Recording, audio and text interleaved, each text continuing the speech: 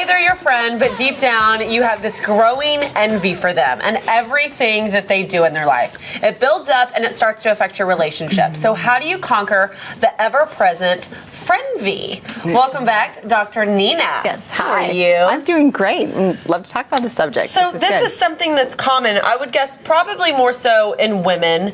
And I think I've seen it as I've gotten older, and it starts with that keeping up with the Joneses. Yes. And I think then it continues to grow because your friend gets a new bag and then you want the new bag and then they get the happy marriage and then you want the I think it starts from, what is going on inside. Jealousy stems from insecurities within yourself. So what is going on with you, and it's analyzing and thinking through that. Because if you're always comparing yourself to somebody else, you're never going to be able to focus on what's going on inside. How are you doing physically? Are you feeling good about yourself? How are you feeling emotionally about yourself? Are you able to deal with your emotions? How are you feeling spiritually? All these things will affect, your confidence level and how you see people and view people. Are you going to be encouraging to your friends, or are you going to be discouraging and jealous like you're talking about? Because all of that insecurity, jealousy, bitterness stems from fear. Yes. Fear is always at the bottom of everything negative, and love is always at the top. But Dr. Nina, envy is not always a bad thing or an ugly thing, is it? Like if I am envious about the way someone presents themselves, the way someone looks, and their style, and I go, oh gosh, I kind of want to do that. But that's admiring. That's admiring. I think it's not envy. But it's taking that word envy, and you're looking at yourself going, okay, I'm feeling this kind of negative feeling, envy, because I don't want to feel that way. So what is it about that person that I really want for myself? So you're looking at it, you can make that into a positive thing for yourself and affect your life in a positive way. Or like you said, a totally different word if you admire somebody. When you admire somebody and you don't wish you were them, that's a good thing. And I want to ask you, it seems to me that the female relationships where this is the real problem is in sisterhood, in families where there are sisters. One is always, usually envious of the other, how much love they get, and all of that.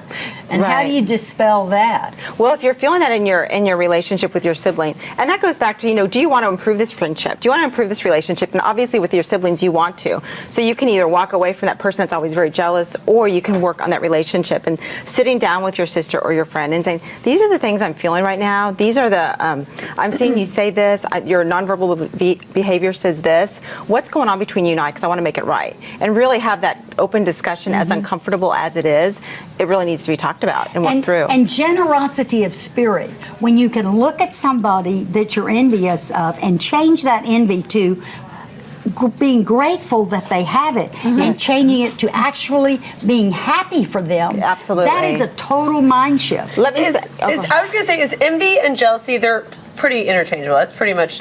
Or is there one where jealousy is you're just jealous of what? Oh, I wish that I had more money, or I wish I had a bigger house, or whatever. Right. And envy has a little bit more of a deep-rooted, almost like hate for that person. You almost despise them and resent them a little bit, right? I don't know. It's kind of how you look at it, like Lisa was saying. You kind of have that, I'm kind of envying this person. Why is that? And it's looking at yourself. They can be interchangeable. You can look at them different ways. But it really is, stopping yourself from those negative thoughts and changing them to positive thoughts. I cycle with the Dallas Athletes, for example. And I'm at the very back of the pack. There's no question. I'm with the Dallas Athletes. If you want to go out there and see me, I'll be in the very back of the pack. Now, I can look at that situation and be envious of these people and jealous, oh my God, they're incredible athletes I'm riding with. And I can be like, oh, I'll never be as good as them, and be negative through my head. Or I can stop that and say, God, I'm out cycling with the Dallas Athletes. Use it as inspiration. It's 95 degrees and I'm out there with them. Yeah, use it as inspiration. Or and motivation. They inspire me. Yes, being around those kind of people, inspires you to look at yourself and say, how can I improve? And I will tell you, finally, there was a recent study done about Facebook users, because it's also, what are you exposing your mind to out there? Facebook, everything looks pretty and perfect on Facebook, right? Well, they polled 600 users to say, what is your experience on Facebook? How are you feeling afterwards?